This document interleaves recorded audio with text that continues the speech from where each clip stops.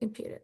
Okay, on Tuesday, we talked about overrepresentation functional enrichment analysis, where we filter our gene list based on genes that we decide are the ones that are differentially expressed. It's usually based on a FDR, adjusted p-value cutoff. Maybe you would decide to do a stricter cutoff and filter on fold change as well. So you are filtering the gene list to select only those genes that are changing a lot. And that's what's fed into this over enrichment analysis. And that's what we're going to do in the our script later. There's also a different way of doing this, a way that's called gene set enrichment analysis. We'll hide these floating meeting controls and go into, okay. Gene set enrichment analysis. You are supposed to use all of the genes that you measured. So in our RNA sequencing example, all of the genes that we have good expression for, we're going to keep them all. And what we're going to do, instead of filtering them, we're going to rank them. We're going to rank them by fold change. So the genes with the most positive fold change, they're going to be at the top of our list.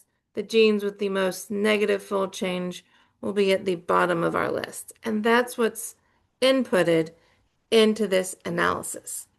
I have a lot of text on this slide.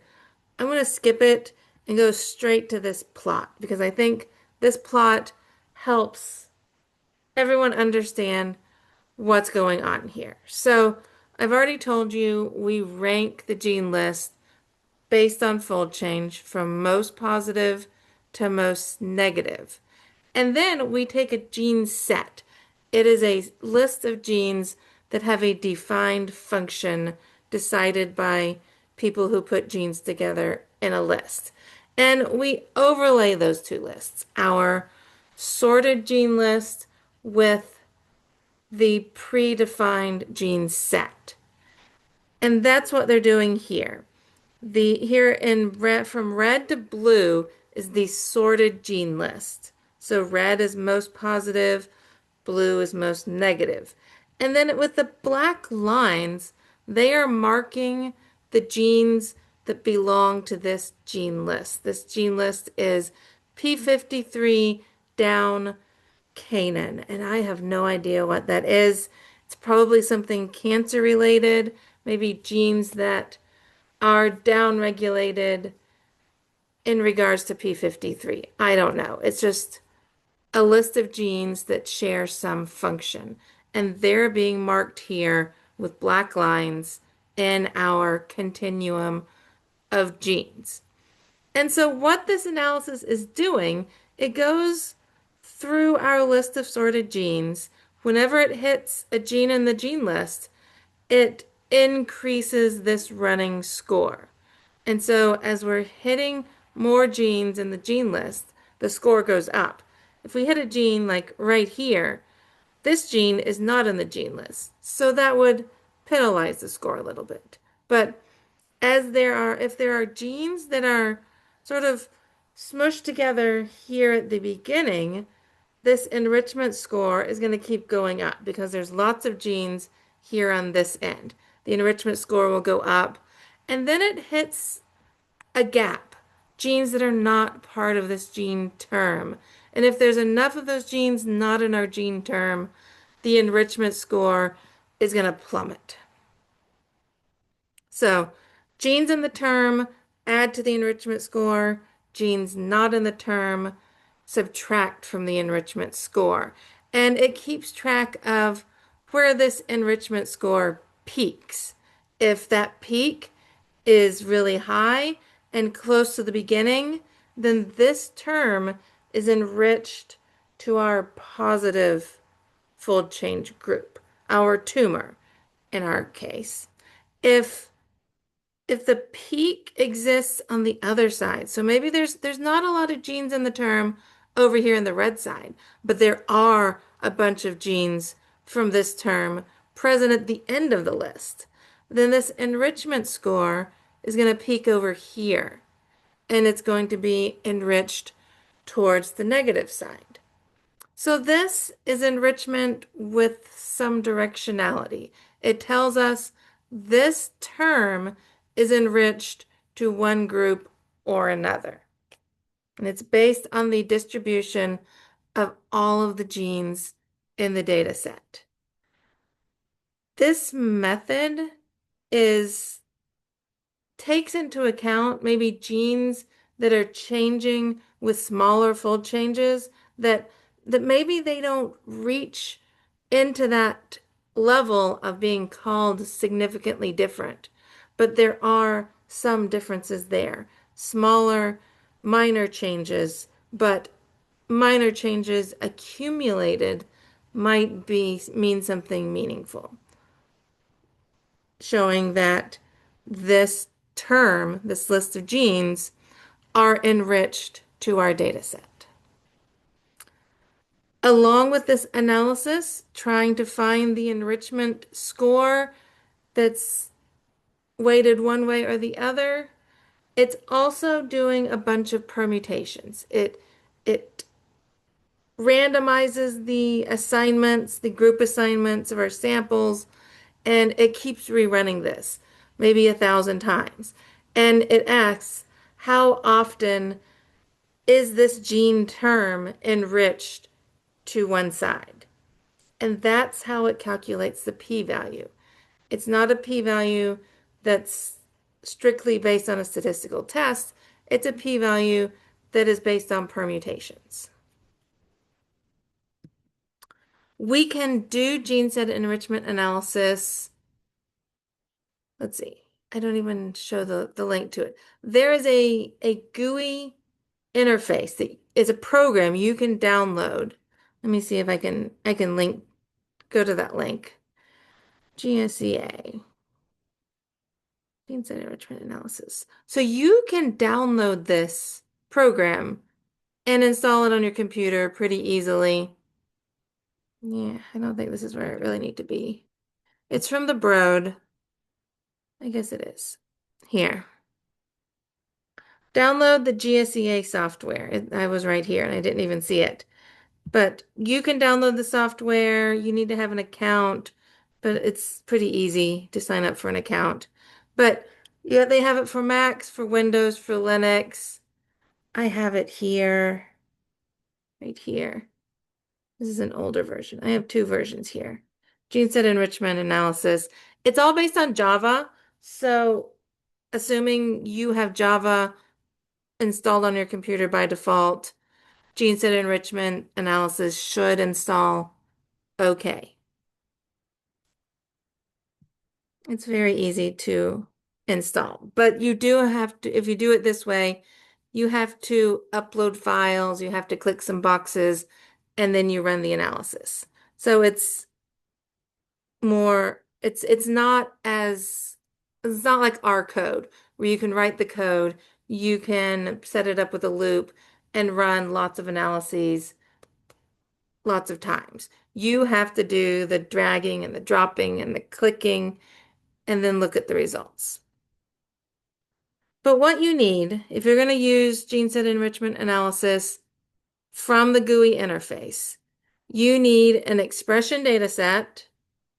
If you don't have expression data, it's asking for normalized expression, you can pre-rank your genes and upload it that way.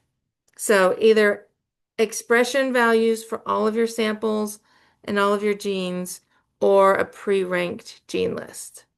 You need phenotype labels. So two groups in your samples, and you need to tell the program sample A belongs to this group, sample B belongs to this group. You need a database of gene sets. And the GUI application, these are usually already built in. If you have some sort of other species, you might need to download those and upload them into the interface.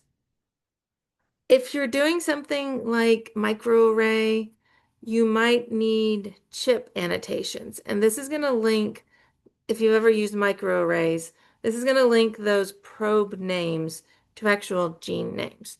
But we have gene names already. We don't need to do that. But this is how you format your gene expression table. It's a very specific format. Like this cell needs to have #1.2. Then you need to tell it the number of genes and the number of samples. You need to have a column of gene identifiers called name, a placeholder for description, and then for every sample, you need a normalized expression value. I set this up in Excel and then save it as a GCT file. Also, you need a phenotype file. It is a CLS file. This you can also make in Excel or just in Notepad, but you need to list the total number of samples, your total number of groups, and have one. I don't know why you need to have one. But then on the second line, we have a #. Then you list your group names. Here it's all and it's AML. I assume this is some sort of cancer data set. And then for every sample, in the order you have them back here, you say whether it belongs to the first class or the second class. And you can do this with numbers, or you can just have words. Like here, it's listing first group is KRAS mute, second group is wild type, third group is MYC mute.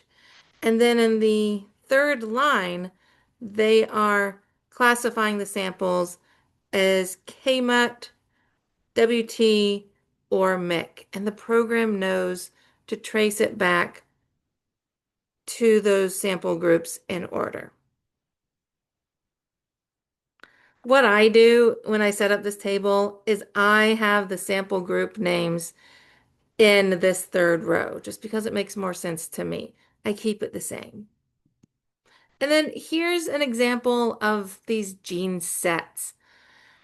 Once upon a time, the GUI interface did not have mouse gene sets. So I went here to this link, which I assume still works, to download mouse. Oh, it doesn't exist anymore. Okay, then don't do that. The GUI interface, it now has human and mice.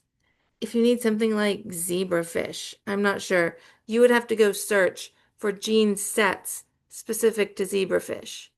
And these gene sets, they're stored in a format that's either GMX when the gene sets go up and down, or GMT if the gene sets go horizontally. Just has a different code at the end. This is a great place for downloading gene sets, the molecular signatures database, this MSigDB. It's also in that gene set enrichment website. And I use this database if my PIs come to me, give me 5 different keywords and say, we're interested in gene terms related to autophagy, coagulation, cytokines and chemokines, and those I can only think of 4. So they give me 4 keywords. I go here, I search for those keywords, and I find gene ontology terms, KEGG pathways, whatever, relating to those keyword terms. Or you can go here, download all the gene ontology pathways, download every oncogenic gene set. You can explore, see what is useful to your research question. So here's one of the listings on this MSigDB database for notch signaling. It's going to have a list of all the 114 genes. You can save this in gene set format, either GMT, which is going to go sideways, or GMX, which is going to go up and down. There's some other formats here, but I don't know what you would use those for, but they're there. Okay, so if you wanted to run gene set enrichment analysis, you would get your two tables set up, your expression table and your phenotype table. Have those in a folder. Then you're going to load the data into your GUI interface. GUI means graphical interface, if you don't know that. But we load the data in. We tell it some options for running. This is the data set we want to use that we just uploaded. These are the gene sets. You can pick something built in, or you can have the ones that you uploaded yourself. Tell it the number of permutations, so the number of times it's going to run to calculate that p-value. Tell it the order that you want to do your phenotype labels. So here we could lock in, say we want to do tumor versus normal. That way, tumor would be our positive side, normal would be our negative side. We don't need to collapse the data set into gene symbols because we created our expression table with gene symbols already. And then if you have a small sample size, you would set your permutation type to be gene set. If you have a large sample size, like more than 7, then you could permute, randomize your labels based on phenotype. So I usually have small data sets. I'm always selecting gene set. So you get that set up and then you hit run. It's going to populate down here while it's running. And if you did everything correctly and it runs, you're going to see success down there. You can click on your output file just right here, and it will open up this HTML results folder. Alternatively, there is going to be a folder on your computer that's going to save these output files. It's going to be one folder for each analysis. You go find that on your computer. It's this myanalysis.gsea with a timestamp code. You go to that folder and find the index.html, and that's going to be this summary. It's going to tell you what gene sets were enriching to your positive side, what gene sets were enriching to your negative side. And then these are clickable. It's going to take you to an Excel formatted results file telling you all of these gene sets and their p-values and their enrichment scores, anything you might need to know. You click on snapshot. Do I do that? And it gives you for the top 20 gene sets that are enriched, it's going to give you this classical gene set enrichment plot. If you've ever seen these plots, know that they're from gene set enrichment analysis. So this peak of our curve is the enrichment score. And you're going to also see a normalized enrichment score. Let me see. Yeah, it's right here. Normalized enrichment score corrects for the different sizes of all of these gene sets. So you can see the very first one has 117 genes, where some of these, they only have 20 genes. And so the normalizing the enrichment score based on the size of the gene term allows us to compare one gene term to another. So look at the normalized enrichment score. That's where you're going to be getting your results. We also have our p-value, which is unadjusted, and then our q-value, which is that adjusted p-value. The thing about gene set enrichment results is they have a cutoff with an adjusted p-value of 0.25, which seems very large to me, but that's where they draw the cutoff. Because this is hypothesis generating information, something you really don't know what's going to happen. You run this analysis, you find some things that might be interesting that you might look into further. Okay. There's going to be an analysis history If you don't delete these, they're all going to be there. Yeah. And like I said, these folders are on your computer somewhere. Like my path, I have it right here. It's just in my user folder, GSEA home, and then you can click all through. Okay, so I've already talked about the enrichment scores and the p-values. Here's more information if you really want to read about them. We already talked about that plot. Here's how they actually calculate that enrichment score. It's a pretty simple formula. Let's see. Did I get this right? Difference in gene set size. Yeah, I did get that right. Okay, p-value, false discovery rate.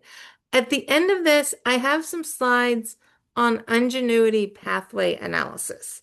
Now, back in the day, we used to be able to use this IPA for free, being at OSU. Too many people were using it, and so now we have to pay like $600 or $800 per user to get a license for you to use IPA. So I'm not going to go over this. If your lab, if your PI has a license for IPA, there are a lot of tutorials on how to use this. It's a very powerful method for doing functional enrichment analysis. It has some additional things that are really nice. One of them is, let me see, it can say whether your enriched pathway is going up or down in activation based on the fold changes in your data set compared to how those changes would actually work in the pathway. And so that's the biggest benefit I have for IPA is that it can assign directionality where something like the overrepresentation analysis cannot really say this pathway is up or down regulated. Okay. So read more about IPA if you're interested. If you want to bug your PI to buy you a license, then you can do that. So in this set of slides, we talked about functional enrichment analysis. There were a bunch of links I gave you for those copy and paste methods where you take your gene list, copy it, paste it, click on some buttons, and you get a easy enrichment analysis. We're going to look and see how to do cluster profiler just after this. You can do it in R. You can set it up with a loop. So I have a project. It's a single cell data project where we have 10 different cell types and 4 different comparisons. So 40 different gene lists. And I can set this up in R. I can set it on a loop. I can push go. I can come back 2 hours later and I have 40 different functional enrichment analysis results to send to my collaborator. That's the benefit of coding it out in R. If I were to do the same thing in gene set enrichment analysis or IPA, I'd have to save a lot of files. I'd have to upload those files one at a time, click on buttons 40 different times, and then download those results 40 different times. So I don't like doing that. I don't know if you like doing that, but that's why I love Cluster Profiler, and I use that more often than any other method. Okay, we're done with the slides. Before we get into the R script, so I have the R script open over here. Go ahead and download that. Open it up if you're going to follow along.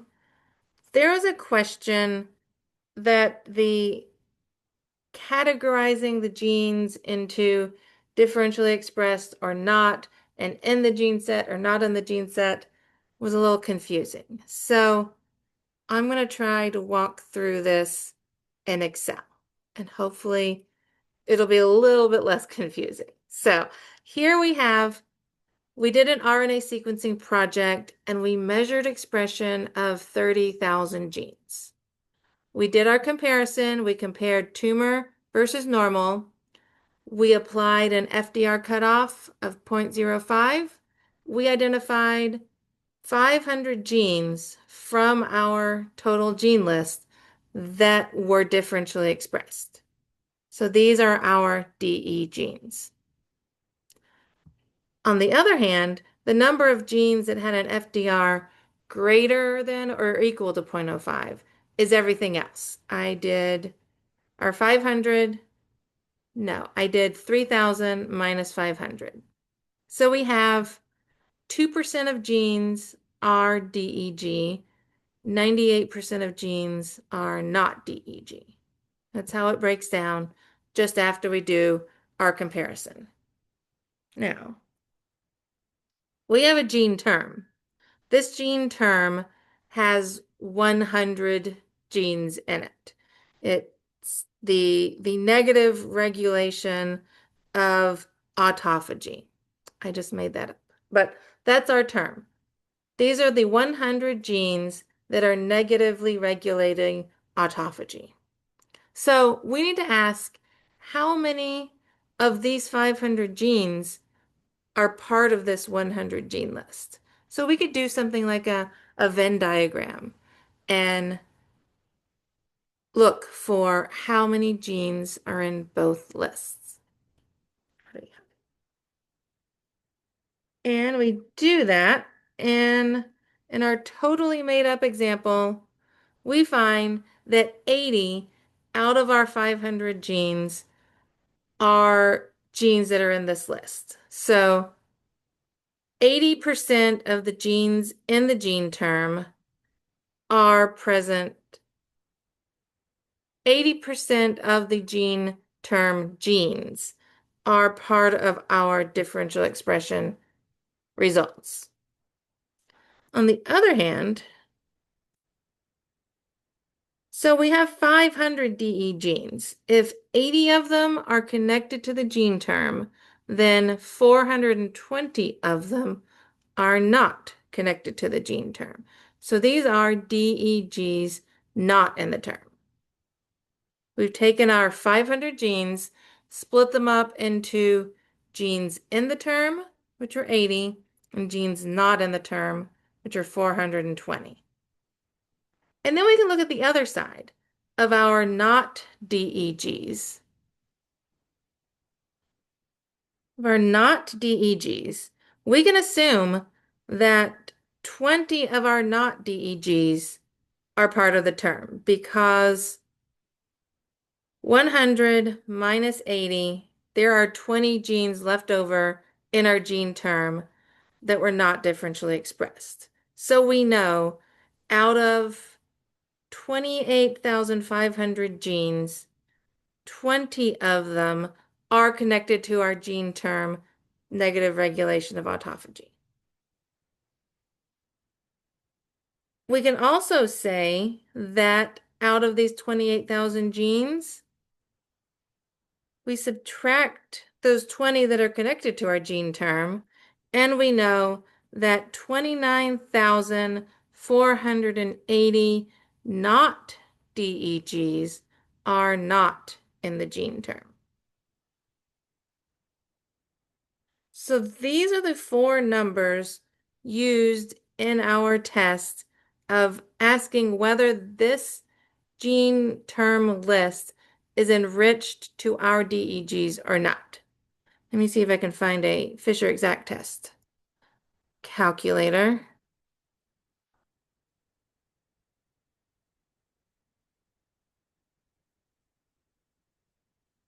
I don't like that one. Let's see. Yeah, this one's good. Okay, so we have 80 and 420. 80, 420. And then we have 20, and let's see, 20. I'm never going to remember that number. Then copy and paste. Yes. Okay, so outcome one are differentially expressed genes. I can DEG. And outcome two is not EEG, where group one is in term and group two is not in term. We scroll down and we calculate. Oh, okay. So we have to do a chi-squared test. Okay.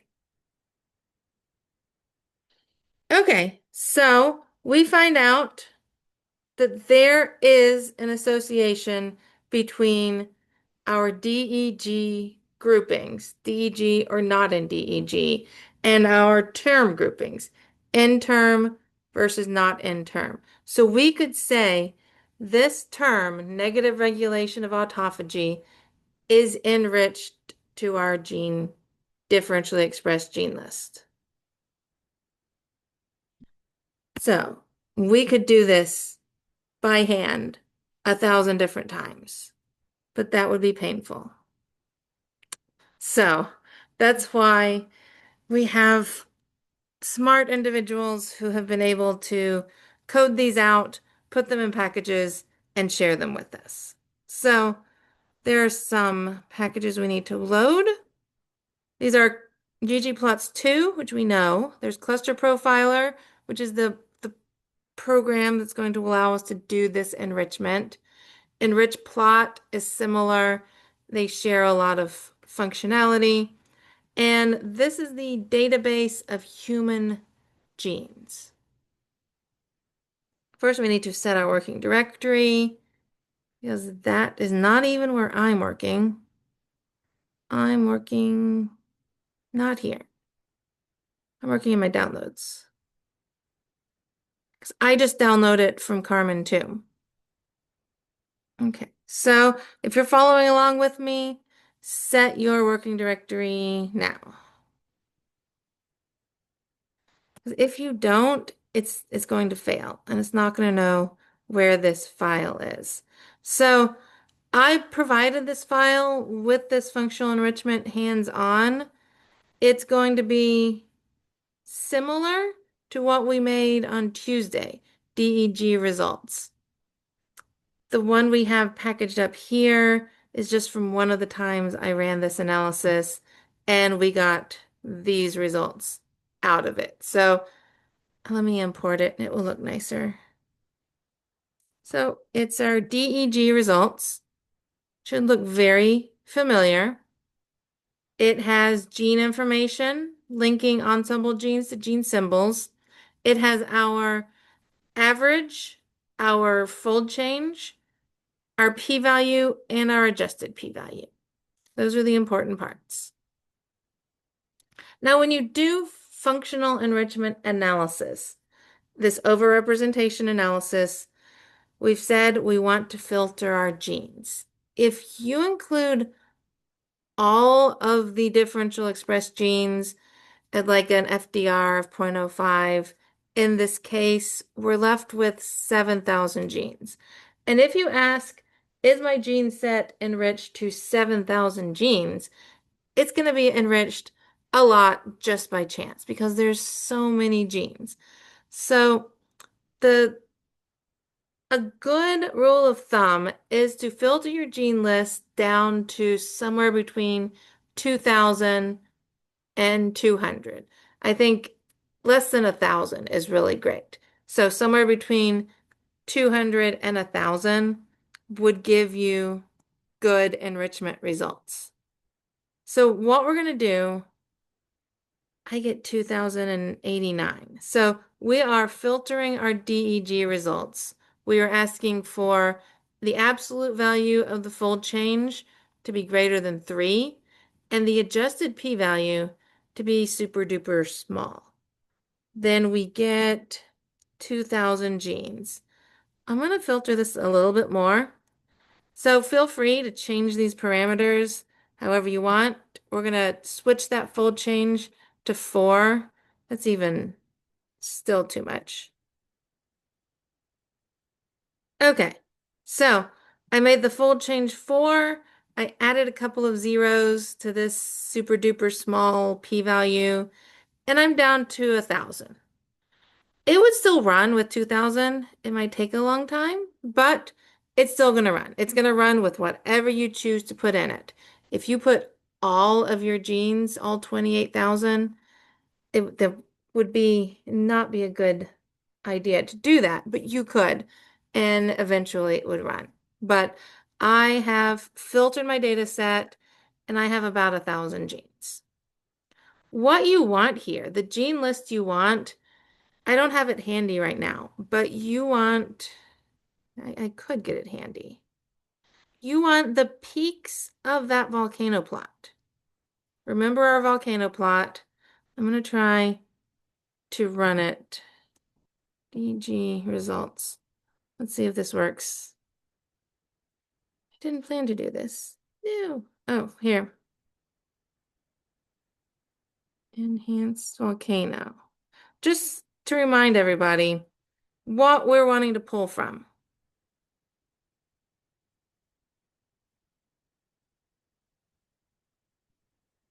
I don't know why.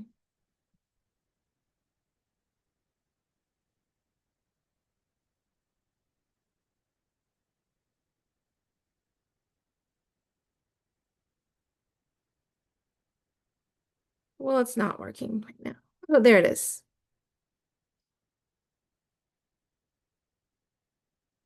Okay, I'll just have it in the window. Okay, so you can see it. It's small, but what we want are the the top genes in this right-hand side and the top genes in this left-hand side. This is going to look for enrichment in either way. Now, if you had a research question, what gene terms are enriched to our positively changing genes, you could ask that question too. So instead of taking from both sides, we only want, what do we get if we do this? We only want the positively changing genes that have a very small p-value. This is our list of 822 of those. So I'll do that, and you can stick with whatever you want to filter on, and we can see how it's different. So we have our filtered gene list in FDR results. Close that. We don't need you. And we can, all we have to do is take these genes, the gene name, the vector of genes, and that is what we're putting into our function to do our analysis. So we tell it our genes, we tell it what database to use. So this is a human database. If you had a mouse data set, you would need to load the library for mouse. It is just MM. This is the mouse data set. And then you would change this to be that org.mm version. We tell it what, so this is Enrich Go, and we tell it what ontology to use. What subflavor of gene ontology terms do we want to use? So you could have MF or CC or BP, or you could have all, and it would test all of them. You specify what p-value adjustment method you want to use. There are a few different options. I always go with BH for Benjamin E. Hochberg. You tell it what q-value cutoff you want to apply to the results. So if you wanted to keep anything with the adjusted p-value less than 25, we could change that here. And then you tell it what form are your genes in. If you want to see all the options, you can always ask for help. So it's going to tell you all of the options in the command. It can tell you all of the options for the options of the command. Maybe you wanted to change the p-value adjustment method. Play around with it. See what happens. Now, another thing you might have to set is your universe. I've said it before, we're doing an RNA-seq analysis here. So technically our universe is all of the genes that exist in the organism. If you were doing a targeted enrichment study, I mean a targeted expression study, You only measured expression of 1,000 genes. You did your differential expression analysis and you found DEGs. You wanted to do functional enrichment analysis. You're going to need to set your background universe to be only the genes that you tested. Now we could set the universe here. We're going to add this here to be our DEGs, this. So our DEG results basically have all the genes we tested. We filtered it a little bit, but these are the genes that we have detectable expression in. So if you wanted to, you could specify that as your universe. If you don't specify it, the all genes listed in the database will be used as the background. And that's important because it defines this bottom part of our equation. This gene, number of genes that are not in DEG. You can't calculate that unless you know the number for all the genes you're testing. So this help is telling us if we don't specify it, it's just going to be all the genes in the database. So I'm going to run this.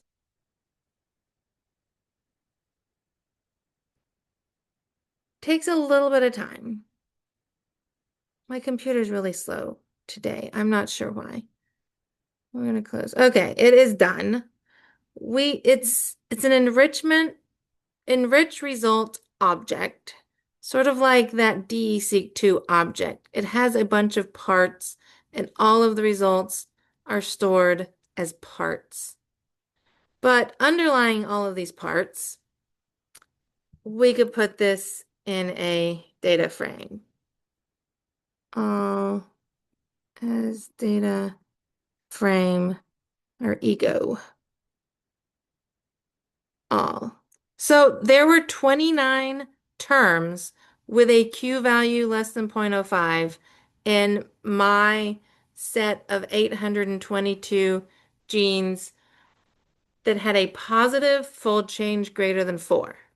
That was what I am running. If you're running just what's in the script, it's going to be a little bit different, but it's a valid analysis still. You just have to define in your methods what is analysis you are doing and what does that mean after you run it. So here, the gene term most enriched in my positively expressing genes is the structural constituent of skin epidermis.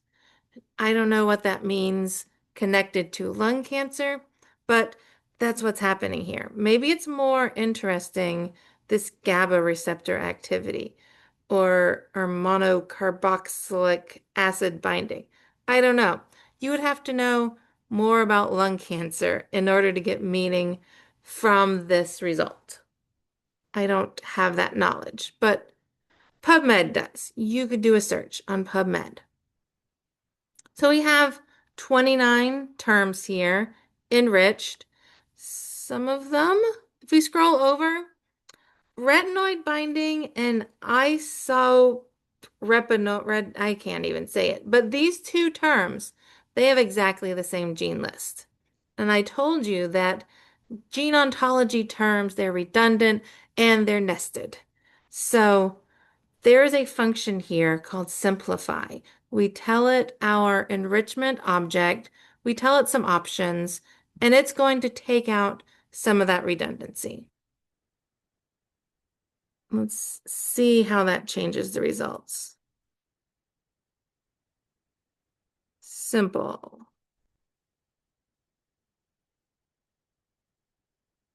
So all of our results, there were 29. In our simplified results, there are only 19.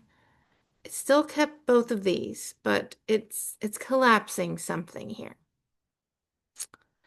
Okay, so maybe we want to export the top 10 simplified enriched terms to a text file. Here we can print out the top 10. And here I run this line. It prints it all to a file, just the top 10. They're right here now. So if you wanted to print all of them out to a file, I would convert it to a data frame, and then that would be what I would spit out to the file. There. So now instead of 10, I have 19. 19. No, I don't.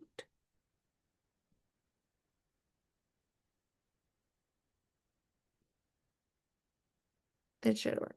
I don't know why, but that would be what I would do. Or I would send simple ego out.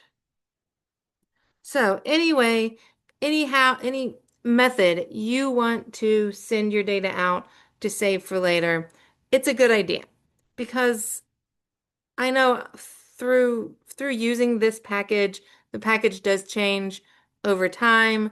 What you might get enriched today might change very slightly due to the changes in database, the changes in the statistical test behind this. You might get slightly different results. And if you are basing your entire life's career on these results, you might want to save them for later because it could change. Okay, so there we've done our analysis. Now we can look at some ways to visualize the results. I did talk about these on Tuesday. The first is a bar plot where it's going to have the length of the bars be the number of terms, number of genes from our DEG list in this term. So the longer the bar, more differentially expressed genes. The color is based on the adjusted p-value of enrichment. So you have to remember there's the adjusted p-value of our differential expression. That's what we'll use to filter on. We did the functional enrichment, and then the functional enrichment has an enrichment adjusted p-value. So that's what is being used here for shading. I do have a bar plot with the ego and a bar plot with the simple ego. Check those out, see the differences. But we're just doing the top 10. You can do more than that. See, top 20. I'm gonna squish there. We can also do a dot plot, which has a bit more information, mainly because it's showing us the gene ratio, which instead of being just a count of how many genes from our list match up with this term, what is the proportion of genes from our list that match up with that term? So I think that's a better information because a gene term could have quite a lot of genes in it. And having 100 genes from our list in the term might not be interesting if there are 10,000 genes in the term. So this gives us a proportional bit of information. We can do a network plot. So how do these... No, I can't. Okay, so it's not great to look at here. Let's look at the little one. How do these gene terms share genes? So they're all squished down here, but these tan gene terms are sharing some genes between them. The genes are in gray, the terms are in tan. And that is a CNET plot, a gene concept network plot. It has a lot of options you can change, like how many terms do you want to have on your plot?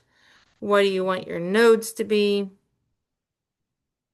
Okay, so the last thing we're going to talk about is this compare cluster function, which I think is very powerful.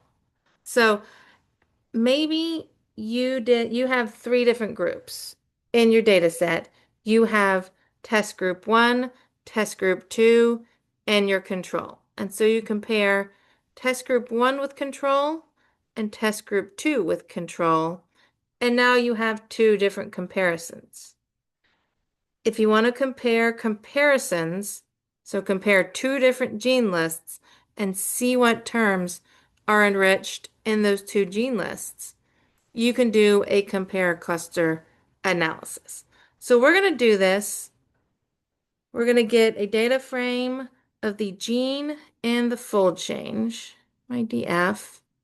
Oh, I need to go back and get the whole data table.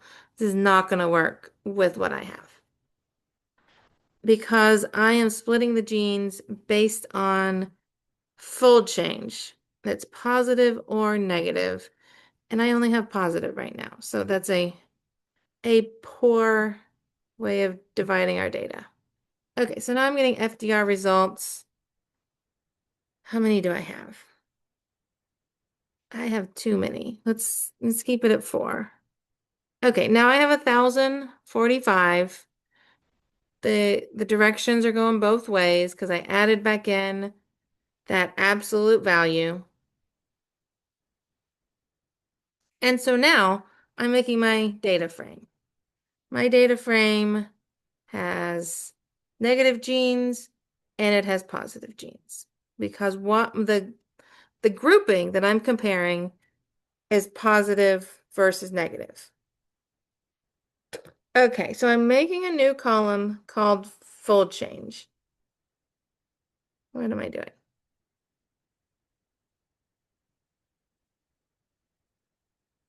Okay, I am selecting this. I already have fold change. So I'm selecting the rows where the absolute value of my fold change is greater than 1.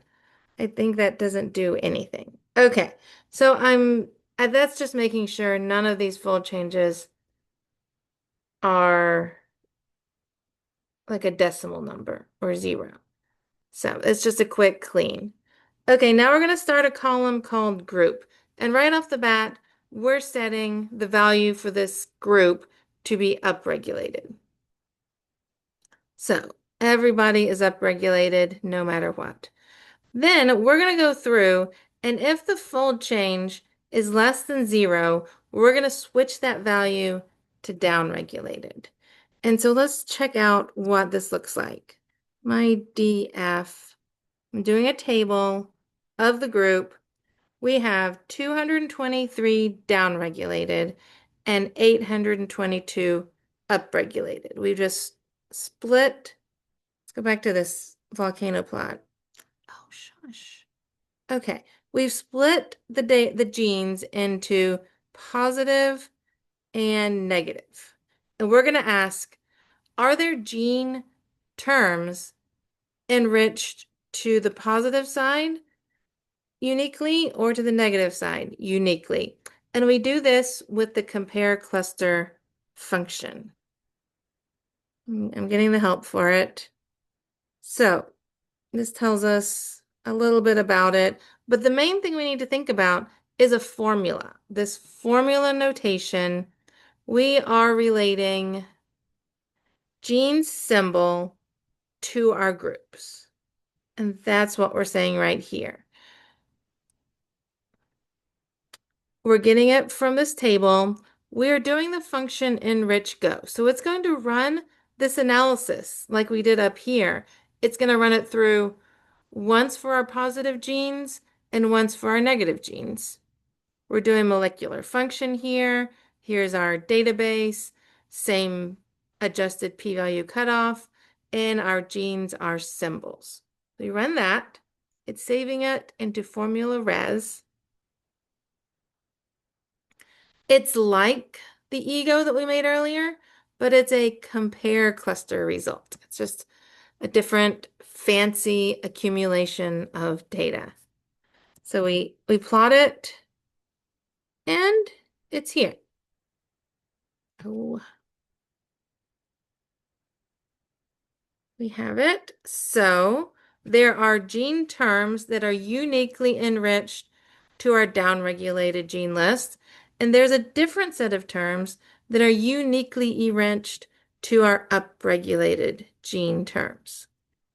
So this could be really interesting. You could be describing gene terms that go up in your tumor. These are being increased in the tumor, and the other ones are genes that are going up in your normal sample groupings.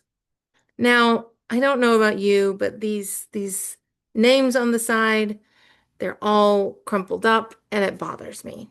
So there is a function. I have to load, I don't have the library. Okay, I have to load the library stringer. So if you don't have this package, install it and you can try this out later.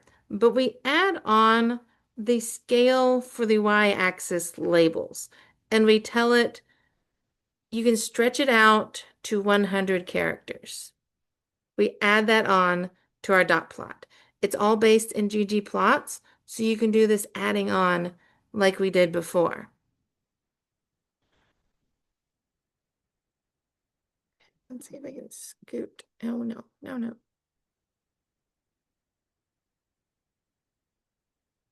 Okay, well, this is hard for me and my mouse, but you can see now these labels on our y-axis, they're all stretched out. If we were going to export this to a PDF file, we could play around with the size of the PDF to get this in a condensed format now that we have our names all stretched out. Okay, so this is our functional enrichment hands-on script. Try that out. I know in the homework and the last few points, it's going to ask you to do functional enrichment analysis with your list of differentially expressed genes. So think about what type of enrichment you want to do. Do you want to look at molecular functions or biological process? You get to choose. It's your research project. Do you want to simplify the results? How do you want to plot the results? What do you think makes the most sense for telling us, the audience, your story? And then I want you to take one of the gene terms and search it up with your disease and see if someone else has published anything that supports what you find. Okay. So I think that's all I have to say about functional enrichment analysis. I'll clean up. We have about 30 minutes to talk about statistics here. Okay, so we finished up this. Now we're on what I'm calling week 7, lecture A, statistics, intro to hypothesis testing, and t-test. This is the PowerPoint I'm going over. So if you like downloading those things and following along, feel free. I don't need this anymore. I'll save it though. Okay, this is the hands-on activity. We'll probably be doing this on Tuesday. Okay, now I have to find my PowerPoint. Because I downloaded it from Carmen, just like you did. This is 2005. Okay. I will hide this again. Okay. So we're going to have a couple of lectures about statistics. Today we're going to talk about basics and a t-test. Next week we're going to be talking about ANOVA. We're going to be talking about linear regression, logistic regression, chi-squared, Fisher exact test, and survival analysis. Then I might throw a little bit in the end about design considerations and summaries. And then near the end of these 5 lectures, I will give you a R markdown where you're going to be doing some statistics to answer questions with a data set I give you. A lot like homework number 1. So what we're going to talk about today, hypothesis testing, the logic of a statistical hypothesis test with some examples, a comparison of 2 means. We can look at it with a paired setup or independent samples. Okay. So when we think about statistics, this is what we're sort of thinking about. There is a population of people, of individuals, of mice. I don't know. Of you have a big population. And maybe you want to study diabetes in the big population. You are not going to be able to go out and find all of the people in the world with diabetes and test them and include them in your study. It's impractical. What you're going to do is you're going to subsample from that population. You're going to pull out maybe 100 people with diabetes that you have easy access to. They probably live in Ohio. So that is your subsample. And you can measure things in your subsample. You can find the average. You can observe things. But you are not going to be able to observe the entire population. You have to look at your subsample, measure things, and infer things based on our subsample that might be true for the whole population. So it's sort of like the population is hidden and the subsample is what we can observe and know. There is a way of formulating a research question that was designed for clinical studies. You identify a population of interest, those people with diabetes. You consider the intervention being studied. Maybe we're giving these people with diabetes metformin drugs. That's our intervention. We have a comparison group. So we have our subsample of people with diabetes. We give some of them metformin and we give some of them counseling to improve their diet and monitor their blood sugar. Then we have an outcome. What are we going to watch? What are we going to measure at the end to test these two lines of groups? We can think about timing. What time will this take place? So we can't enroll them in the clinical study and then look at them tomorrow. We're going to have to wait a considerable amount of time. Do we want to have them come back in for checkups every month, maybe, or come back in a year and see how things have changed? We need a time that we're doing the study. And this format can be generalized to nearly any biomedical study. We're studying lung cancer in mice. We have a population of mice. We have two groups. We have something we're doing to the mice. And we have an outcome that is measurable at the end. The timing for mice, it might be a lot shorter because they have shorter lives, and so we can see the lung cancer in these mice grow a lot quicker. So any sort of research study you're doing can be outlined this way. Clinical versus statistical significance. We need to recognize that there's a difference between practical, clinical, hospital use, and clinical significance. Just because two treatments or groups produce different responses, there might not be a big enough difference to say that this has any clinical or practical value. Like, does this drug that causes a lot of really bad side effects but improves the blood sugar of these patients by 2%? Is this really worth it as a practical clinical use? Maybe not. We have to consider more things than just the improvement of our measure. We need to think, if we're doing a study, we need to think about a well-formulated hypothesis, a well-defined endpoint. State at least exactly what measures are going to be used, and it needs to be measurable. We can't just say, we expect this intervention to be better. We need to say, we expect this intervention to increase the life expectancy by 10%. It needs to be well defined. so that you can test it. So you can say, we showed that this is true.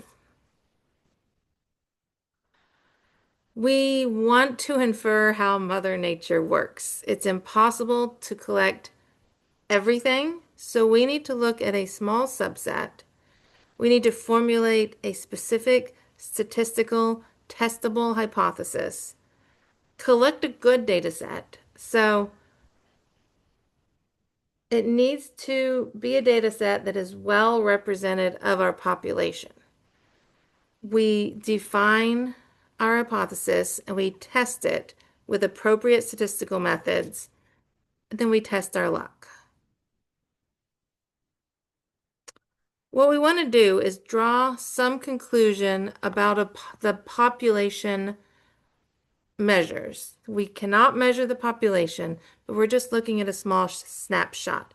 And we define our hypothesis something like this. We have to assume that there is no difference between the things that we intend to measure. That's just the way science works. We talk about that in this slide. We test based on proof of contradiction. We can't just show that here's this example. It could be just happened by chance. But the investigator, the researcher assumes that these two treatments, they're not going to be different at all. That's the assumption. And then we have to show that there is some difference. Data is collected, evaluated for consistency. If the data are not consistent with the null explanation, then we abandon that null explanation in favor of the alternative. Often we start out thinking the other way. We think this medication is going to be great. It's going to improve the lives of our patients, and we need to test to show everybody how great it is. But as statisticians, we can't do that. Now, let me go back and see if there's anything important I forgot to say. Okay, so the way that this is done statistically is we lay out our null hypothesis, our H0. We say the expression, the average of the population group is equal to the average of our treated, our subpopulation. The average of our group treated with A is equal to the average of our group treated with B. That is our null hypothesis. It's that there is no difference. Where the alternative hypothesis is that there is a difference. The null hypothesis, we assume the groups are equal. If there's any difference, it's probably just by chance and we got lucky. But the alternative is that there is a definite difference, concrete proof that the groups are not equal. Or if we wanted to say this from the beginning, we could say we want to have our alternative hypothesis be that one group is better than the other. Treating these patients is better than not treating these patients. And the evidence that we collect, either we find that there is no difference, or the evidence will contradict the null hypothesis. Now, these two things that might happen, the null and the alternative, we specify them from the very beginning.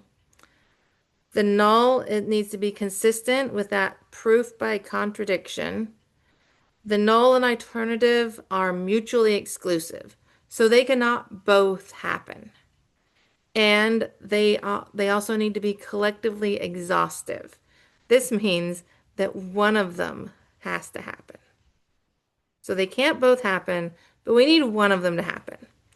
And we state them in advance.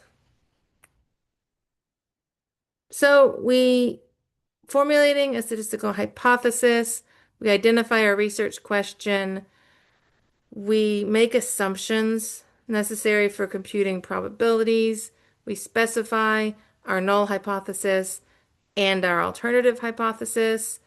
We specify the test statistic and the decision rule, which we'll talk about a little bit later.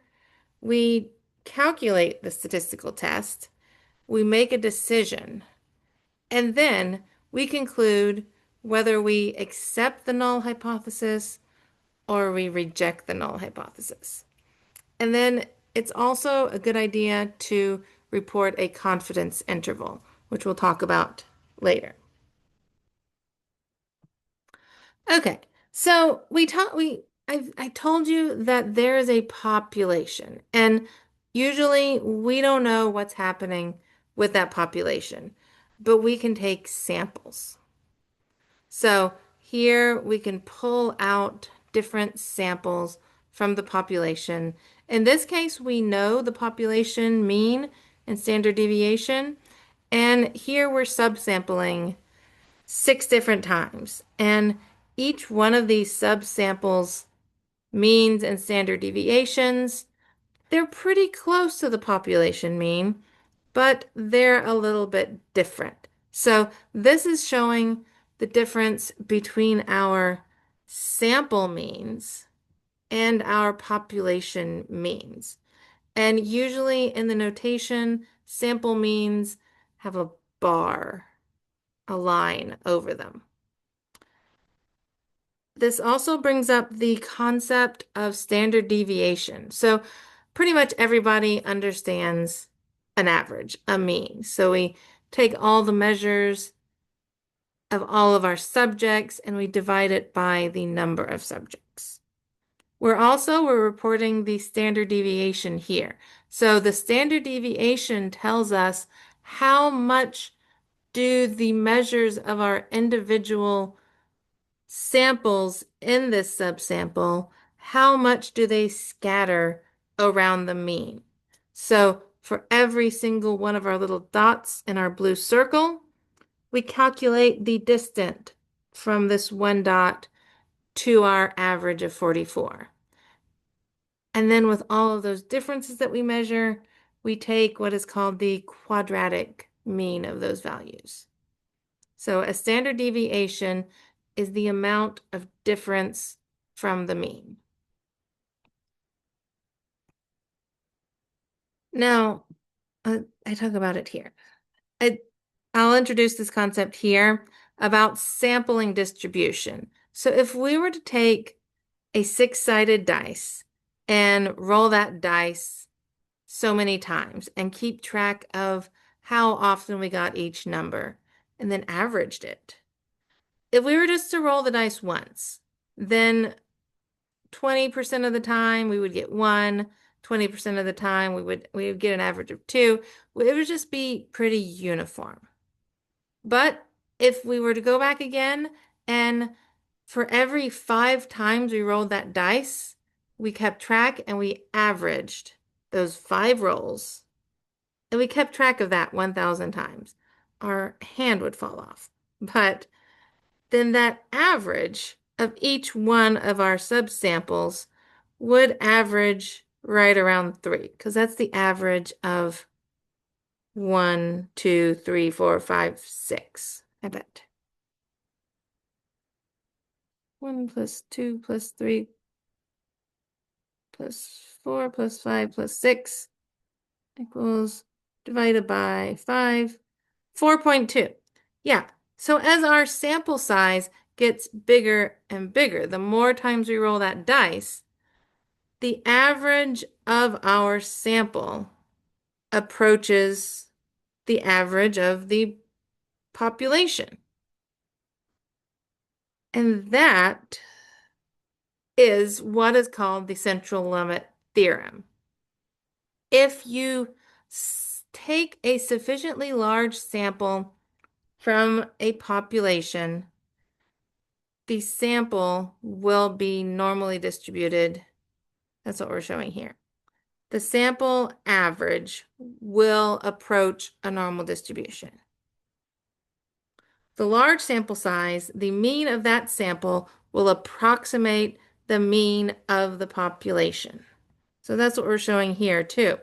The average, the most of our six numbers, is right around 4. And as we have a larger and larger sample size, the average of all of our samples approaches the average of our population. The mean of the sampling distribution is identical to the population mean as our sample gets larger. The standard deviation of the distribution of the sample means is equal to this. And this is known the standard error of the mean. It's a standard deviation. So as our sample gets bigger, we can assume that the distribution is more normal. And I have a silly example here.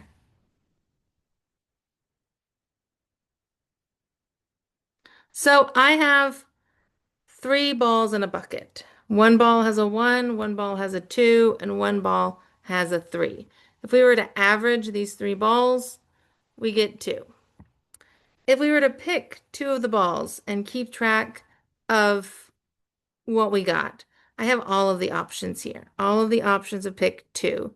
We average the 2, just average across these 2 balls, and we get these sample averages. If we plot them, so how many times do we get a sample average of 1? It's just 1. If we plot them, we get a normal distribution curve. And this curve is centered around an average of 2, which is our population average. So picking from our population, taking the average of our subsample, approximates the average of the population.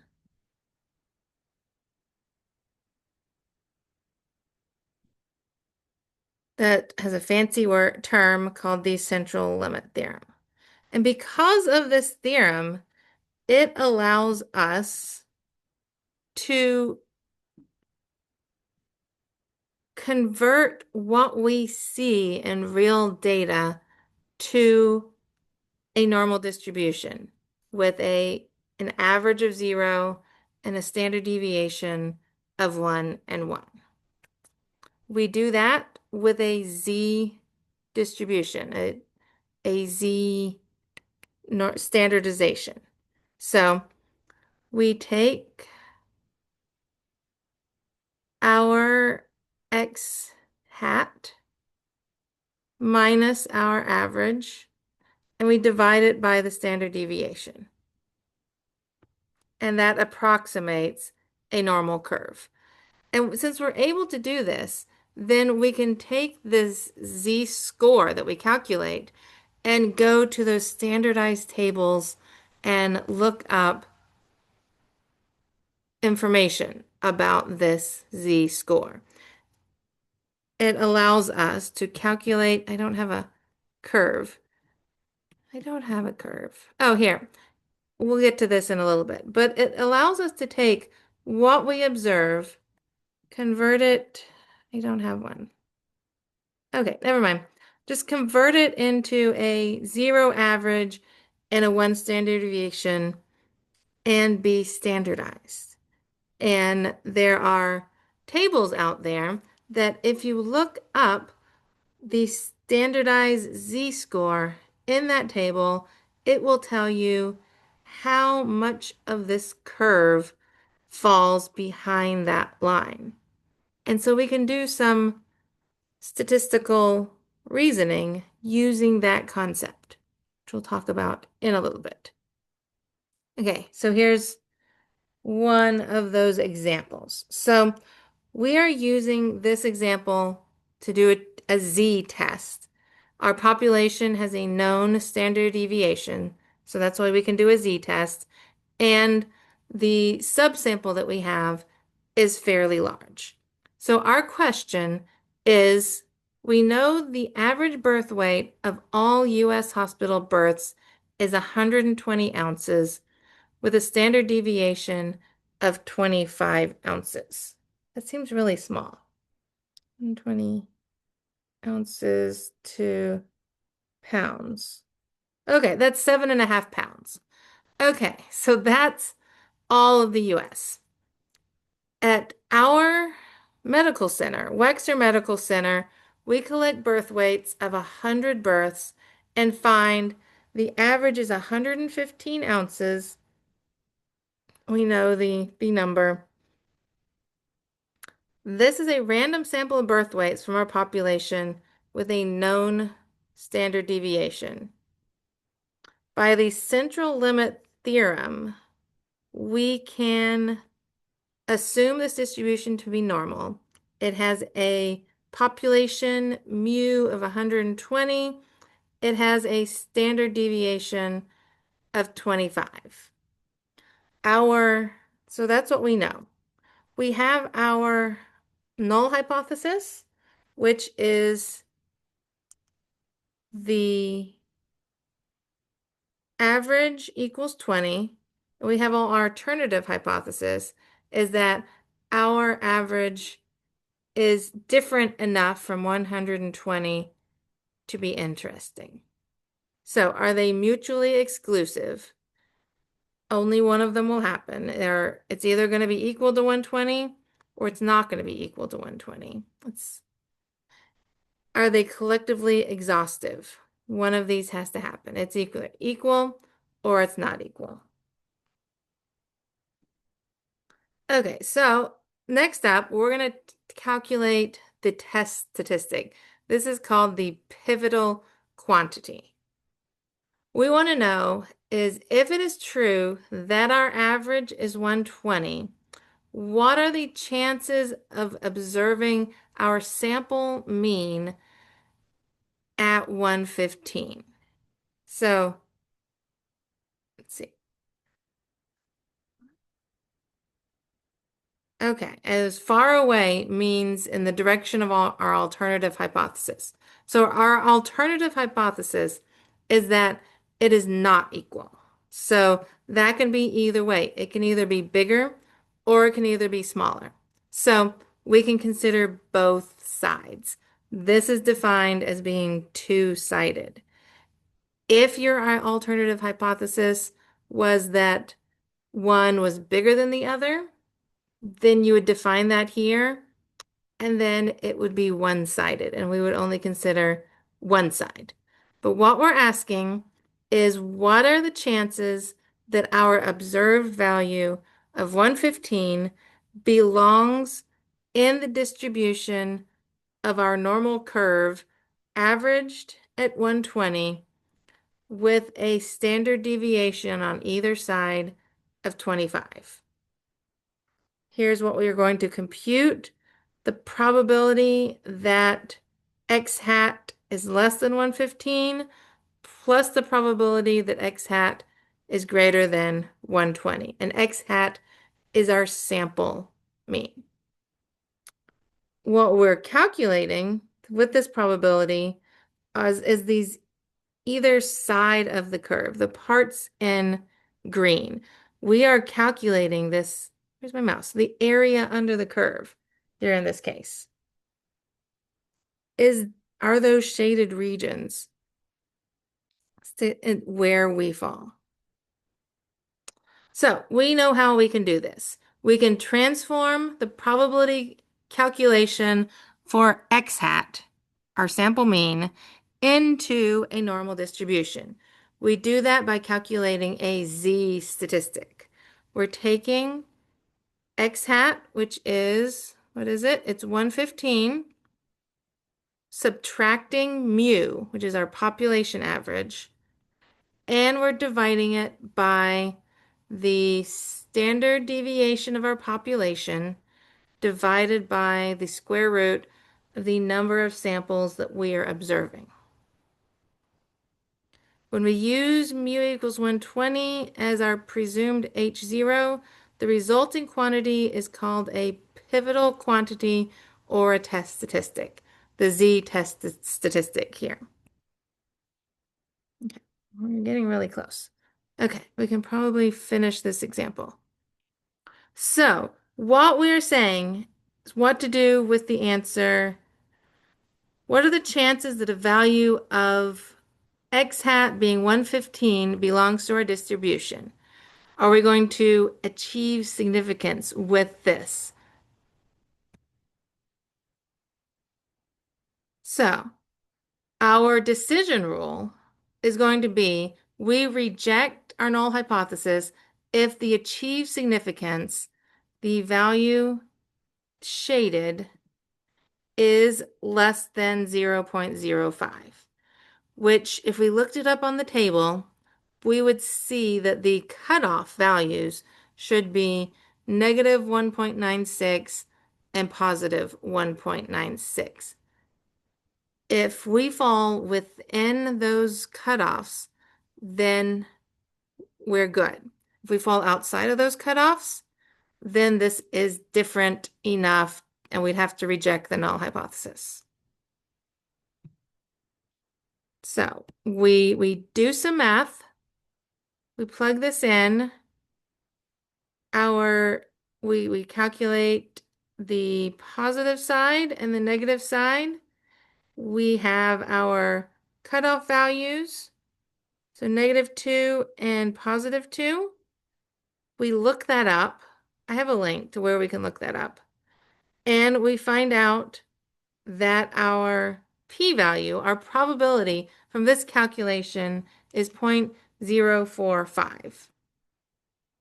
And it's less than 0.05, we reject the null hypothesis and we say that our sample average is sufficiently different from our population average that so we can conclude the Wexner Medical Center baby weights are on average different than the US average. So that's all I'm going to talk about today. We're going to stop recording.